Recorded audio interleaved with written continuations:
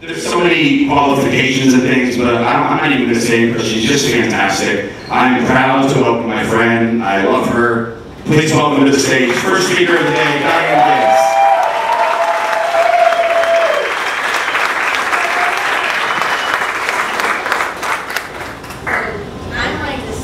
I'm like the sappiest person ever, so I like get teary. So sorry. Okay, I'm gonna hit my start. Okay, so I'm gonna talk to you. I'm not an illustrator, but I'm gonna be one day. And so this is Beavers and the front porch. You're probably like, what the hell does Beavers have to do with us? So I'm gonna teach you a little bit about Beavers, and the thing's not working, and it's mine. Lovely. And my thing's working. Oops. But I want the thing to work. Okay. But I'm also going to talk to you about how air conditioning ruined how we build communities. And those are like two random things. Kevin's already like, what? So, how is a designer like a beaver? We're all hardworking. Or maybe not everybody, but let's pretend this. Our best beaver self is we're hardworking. We work together. Beavers are like in communities of like 5 or 6. Until they're 2, they are like mentored by their dads and their moms. They teach them how to build a lodge. That's what they call it. I mean, not that I speak Beaver, but that's what they say. So they make the world better through their work. Our work, we make it better. Whatever. Anyway, super nervous. I'm Jamal yesterday. This is it. Outside our element, I think sometimes we struggle a little bit, but we still never give up. It's like beavers are made for water, but they have to like go and cut down trees, and they have like these little T-Rex arms, and they carry stones, and it's really cool. So beavers create these ecosystems, and they provide for all these other animals in these systems. And we do that. Like we provide for economies, right? We create businesses. We help people make their dreams come true because they have a business or whatever. Oops, my little cards are off. So they also prevent floods and so drought. They're excellent engineers. Beavers are, maybe not us so much. But they have an amazing way of getting water to go where they want it to go. Anyway, so let me tell you a little story, a bigger story about beavers. So I watched a documentary and I was like, oh my gosh, I'm a beaver. Like, so that sounds funny. And the first thing I was like to Scotty, I was like, oh my gosh, I've been drawing beavers. And he's like, Diane, I don't want to say that out loud. Oh, I can't wait to show you my beavers. Yeah, but I meant my drawings. I was trying to be an illustrator. Anyway, so this documentary is called Leave It to the Beavers, or Leave It to Beavers. Bill's seen it too. And so anyway, National Park in Ottawa, Canada, they have this 140 acres, and they're trying to keep the beavers from building dams in the culverts. And culverts are where water goes under the street, you know? So when the beavers build dams there, the water can't go under the street, and then it ruins the roads. They were spending tons of money. So they were dismantling this guy, Michel Leclerc. He's in the documentary. You can watch it, it's really good, it's on YouTube. And he was dismantling them every day, and then the beavers every night were building them back. Dismantling every day, building them back up. The beavers never give up. And I think we don't ever give up. Just think about how many clients are like, oh, you know, like, hey, I'd like you to redo this or change this until it's really crappy, right? Your design, and you'll never put it in your portfolio. Beavers adapt and they change and they're flexible, and that's what we have to do because if you want to stay a designer. I started design in '96, and it's not 1996 anymore, so I've changed the way I design, right? If you want to stay, you have to be flexible. So beavers hear the call. I believe that we have to hear the call. It was supposed to be more like those ear things that sort of turned into a megaphone. Anyway, they hear the call of the water. So Michel Leclerc had this idea that it was the water, the running water, that they really wanted to stop. So he had this idea. He had a little boom box, and he took it to like a place where there wasn't any running water, and he put it down in the daytime, and then the next day, the Beavers had built a dam over we had a CD that was playing around the water. That would probably be helpful. It wasn't just like a boombox. It was like Motley Crue or something. But anyway, so they built a dam over this boombox. You know what I mean? Okay. So anyway, see, I'm off now. Okay. So Beavers are pretty small. They can get really big because they never stop growing. But they're like 60 pounds, 45 pounds. And they can fell a tree that's 12 inches, okay, by themselves in half the night. Sometimes you feel like that you have to do that, like with your teeth.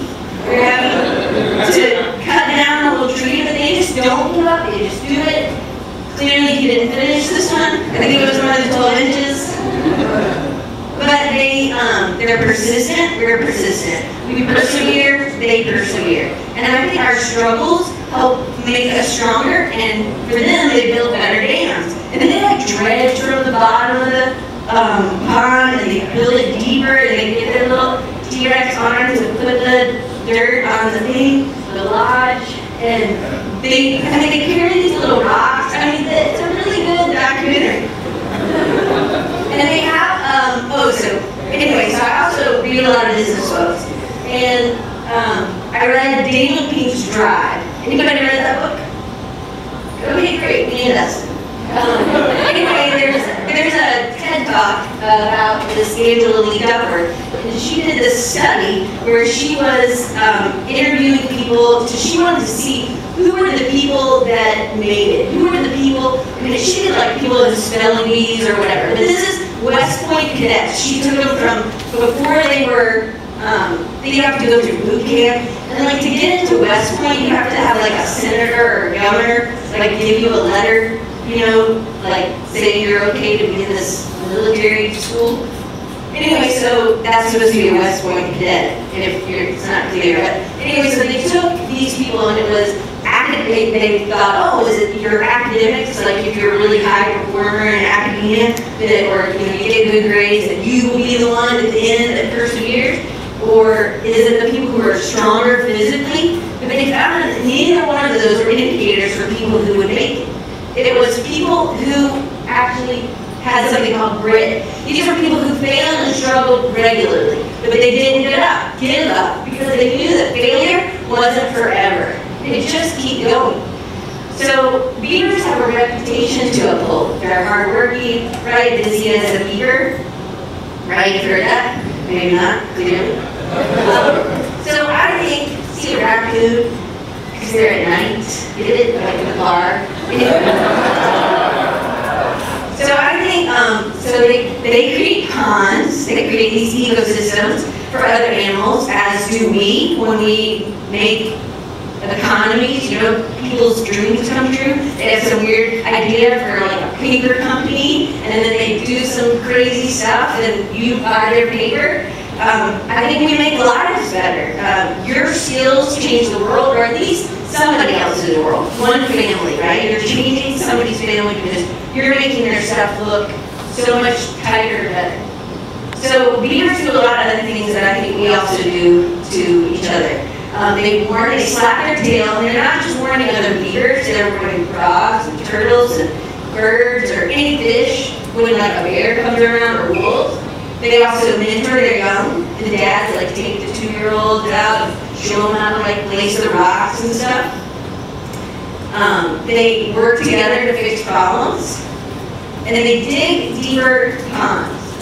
So they never stop growing, like I said, so you could actually, if they live long enough, you could have like a 120-pound beaver, which I think would be kind of scary. But we have to keep growing too, right? Like I couldn't be the same, I couldn't design the same and still have a job. If I still design what I did in 1996. So we dig these deeper ponds, and they provide for more animals. So there was a drought in 2002 in the western United States, I don't really know where, like Montana or something, Colorado. And what happened was these biologists figured out that wherever there were beavers, there was life. And so I feel like, I was like, that's us. We're the beaver. We help these economies to stay afloat. And I feel like if they don't have us, if we're not engaged, if we're not helping a business grow, then they're not going to grow. So I think one of our secrets, oh yeah, that's another beaver dam. I got some of these. I bought these images. I didn't buy that one. I made that one. But so I think our secret is community. And I think Scotty talked about this. I think we need to be each other's champions, and we need to be each other's cheerleaders, especially online. I think it's really important for us to have smaller core groups of people that you really trust, that can be somebody to give you real feedback. But I think real feedback shouldn't be like tearing people up on social media. That's what you do to your friends, right? And people you trust, not to strangers or Facebook friends. So, all right, so I think beavers and designers are keystone species. And I'm going to read this one to you. Keystone species is an organism that helps define an entire ecosystem. Without its keystone species, the ecosystem would dramatically be different or cease to exist altogether. The ecosystem would be forced to radically change, allowing new and possibly invasive species to populate the habitat. So again, I think our system, we are, the economy, life for a lot of people, needs the designers. I'm not telling you anything new, I clearly know that. But maybe you learned a little bit about beavers and you don't think they're rodents so much. So, where there were beavers, where there was water shortage, there's life, right? So I think we're made for community. And before the 1950s, here's where the air conditioning comes in. Before the 1950s, this is a Dorothea Lange photo. She's one of my favorite photographers. This is free for you to use, people. This is on Library of Congress. Did you know that? Yeah, there's like huge, big images that you can use for free because you're an American. And I think that's great. Anyway, so Dorothea Lange, so this is a big porch. People would congregate on the porch. They would converse. You would know what your friends were doing and where they were going and when they were struggling, right?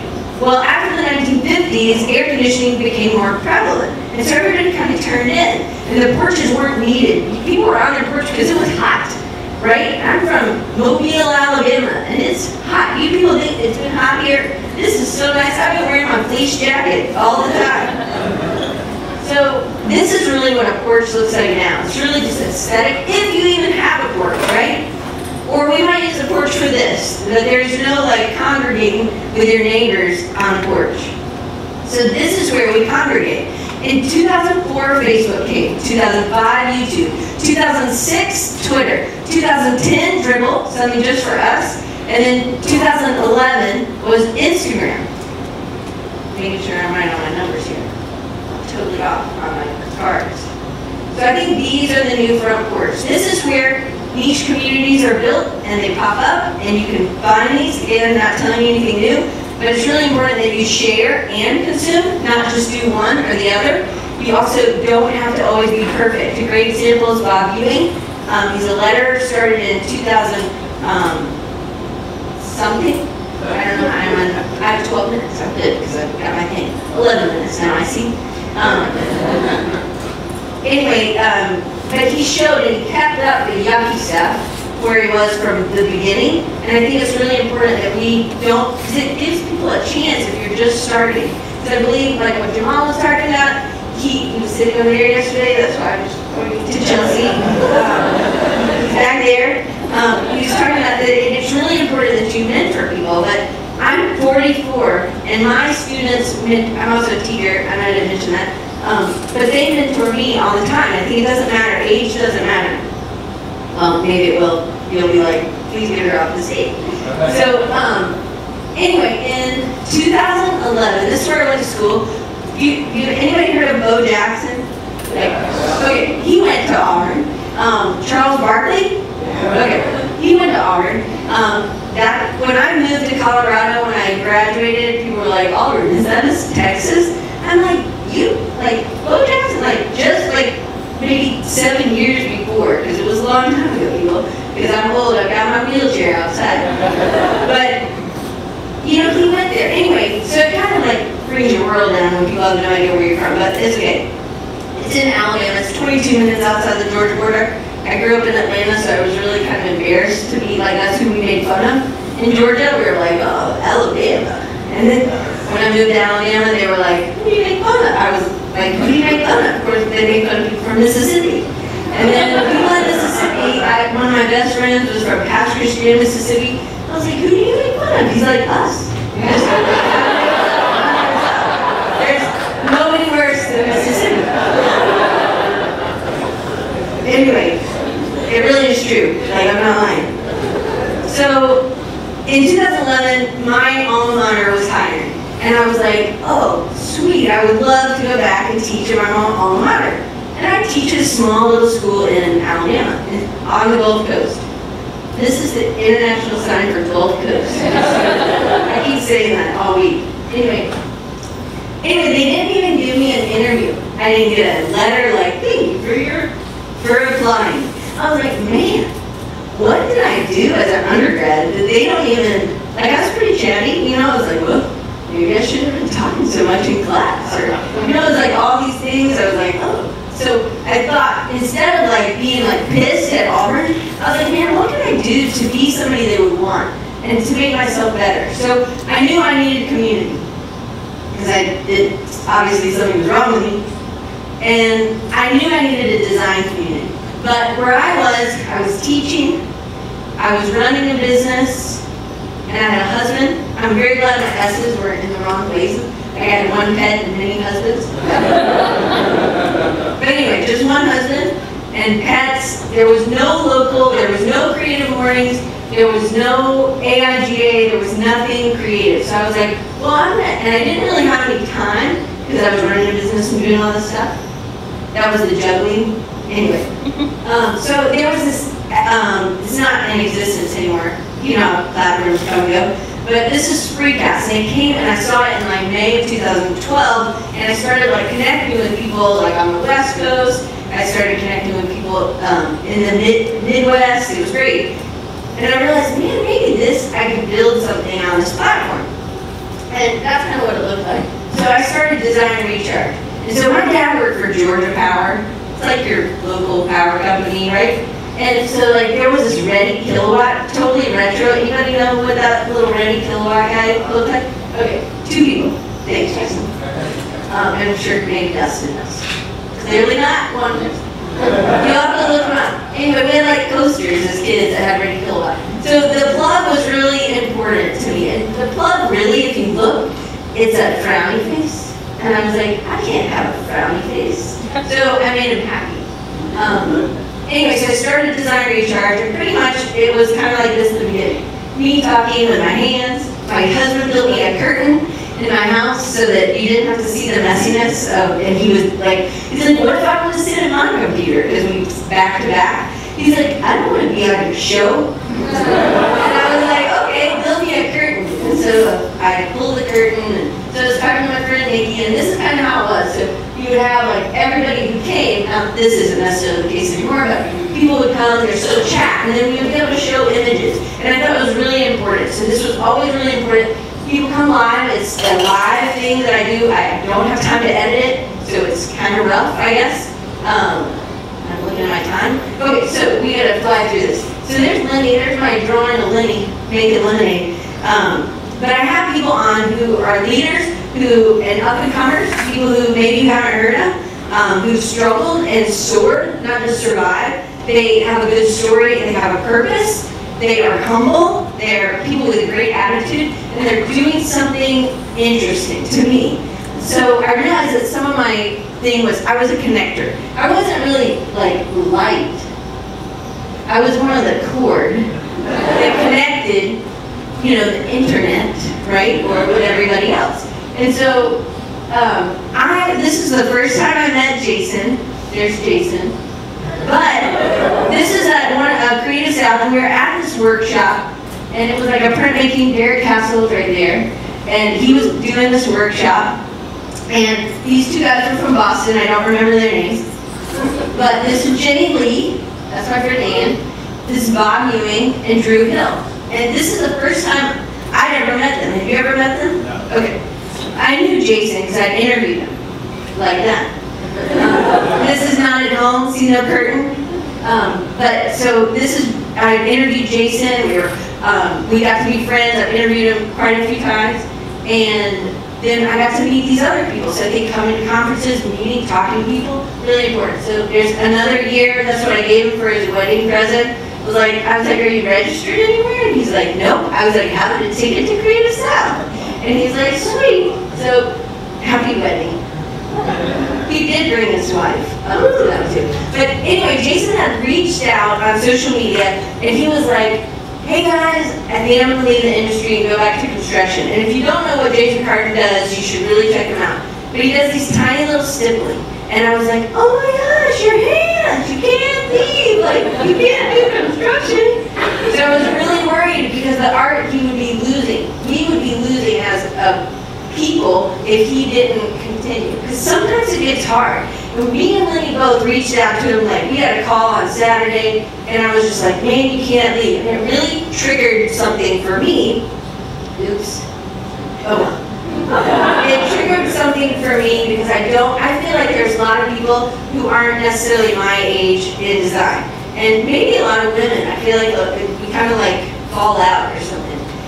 So there's always a lot of young people, but it's like you gotta like be the beaver and stay in there and not give up. Alright, so I started understanding that some of my superpowers were connecting people.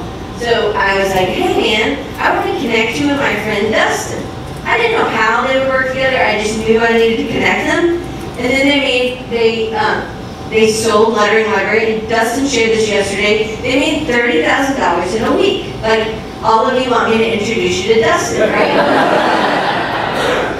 But I think he had something, and I think I didn't want him to leave. Sometimes it just gets hard. And it was hard for him to find a job, but he found a job. He was also willing to move, which I think is huge in our industry. Like, you can't be like, I'm going to get a job on this stage.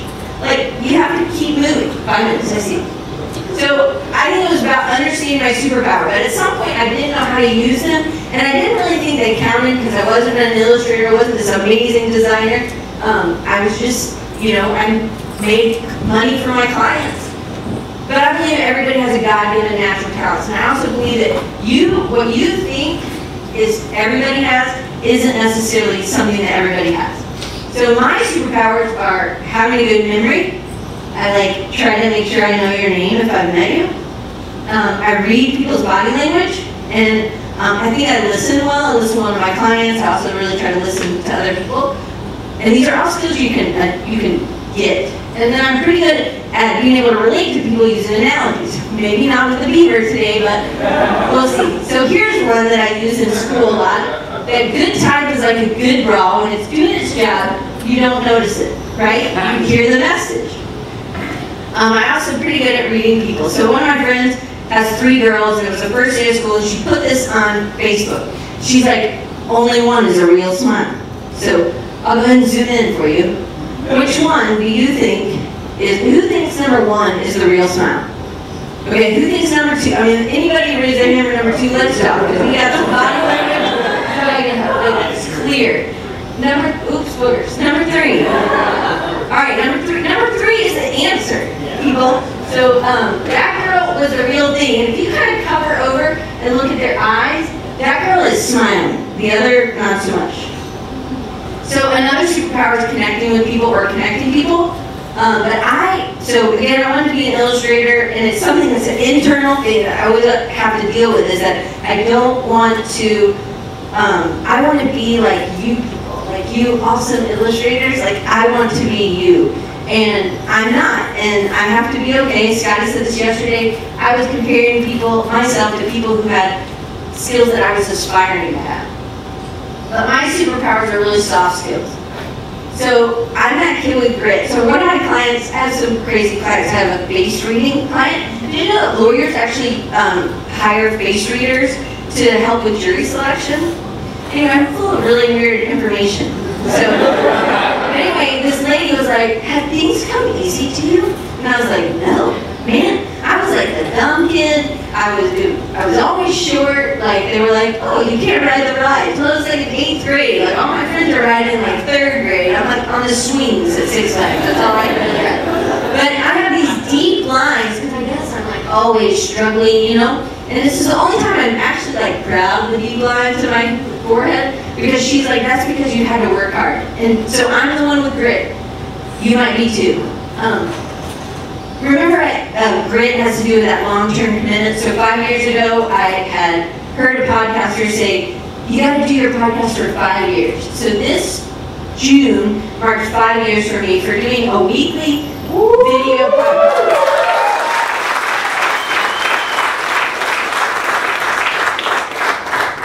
So let me keep going. So I've grown, I've struggled, I've been flexible and adapted. I've focused now for my podcast is really freelancers and entrepreneurs.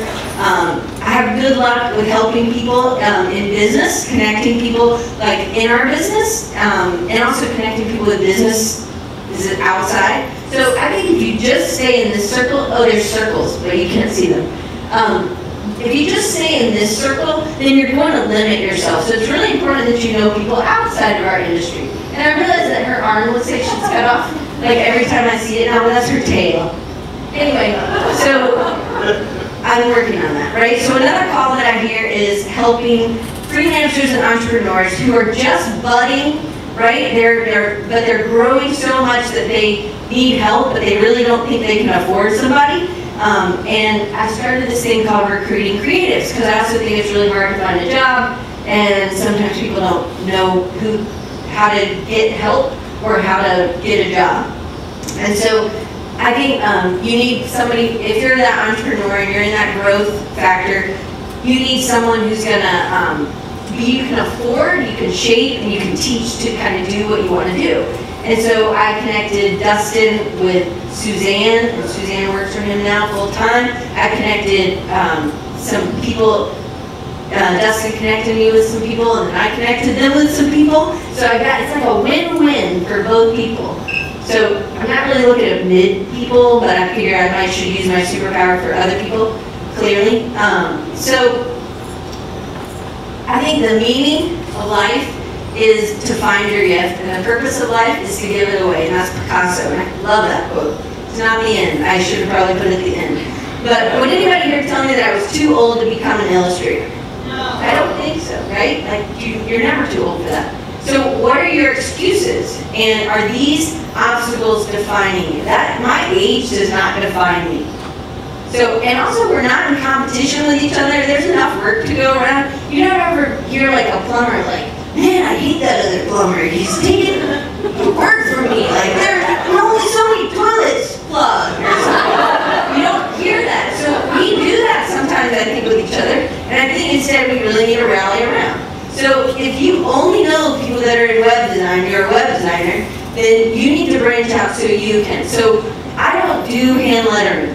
I mean, that me was about my best attempt. I don't do that. So what I do is I connect with people that do hand lettering when I have a client who wants a logo that's custom, like that. Okay, that one's that one. So another brown one is the same bra, I just moved it from the side. But I think a community is like a good bra. It's supported in all the right ways. So if you came alone, you should introduce yourself to someone. And I'm someone you can introduce yourself to. So I think we need to build a better pond. So did you travel? Show of hands. Did you travel more than 2 hours to get here? It's a lot of people, Cleveland, right? That's bringing people to this awesome city. Who came to build relationships? Okay? So if you're an extrovert, if you could stand up, please. Okay, so turn around and look around if you're an extrovert. But wait, don't sit down. Don't sit down yet. So what I want is everybody who's sitting down, I want you to look up and you see that these people might be good connectors. These might be people who will be easy to talk to. Now you can sit down. So the takeaways are, and I know I'm out of time, I'm so sorry, I see 0. Okay, so you need to share your work more often. I think I see this with a lot of people. People get so busy that they're like, hey man, I don't have time to self-promote, or I don't have time to share, I'm on an NDA, non-disclosure agreement, right? I hate when people use those acronyms like, what's she talking about, NDA? Like, I don't know, maybe I'm just a student kid. I was like, what is that?